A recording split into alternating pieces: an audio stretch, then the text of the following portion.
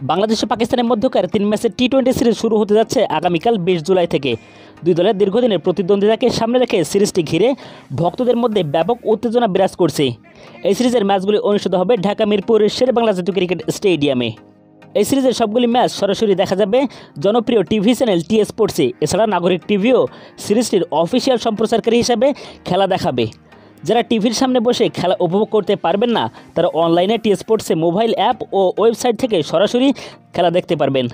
বাংলাদেশ দলের জন্য এই সিরিজটি বিশেষভাবে গুরুত্বপূর্ণ, কারণ তারা বিশ্বকাপের প্রস্তুতির অংশ হিসাবে এই সিরিজে নিজেদের ঝালিয়ে নিতে চায়। অন্যদিকে পাকিস্তান দলও পূর্ণ শক্তির স্কোয়াড নিয়ে মাঠে নামবে। দুই দলের সাম্প্রতিক পারফরমেন্স এবং দলগত কম্বিনেশন নিয়েও বিশ্লেষকদের মধ্যে চলছে নানা আলোচনা।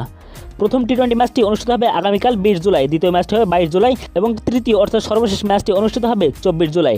এই সিরিজের মাধ্যমে বাংলাদেশ ক্রিকেট ভক্তরা দীর্ঘদিন পর নিজেদের মাটিতে একটি হাই ভোল্টেজ সিরিজ উপভোগ করতে যাচ্ছে। তীব্র প্রতিদ্বন্দ্বিতাপূর্ণ এই সিরিজে বাংলাদেশ দলের পারফরমেন্স নিয়ে যেমন আশা রয়েছে, তেমনি পাকিস্তানের আগ্রাসী মেজাজও বাড়িয়ে দিয়েছে উত্তেজনার মাত্রা।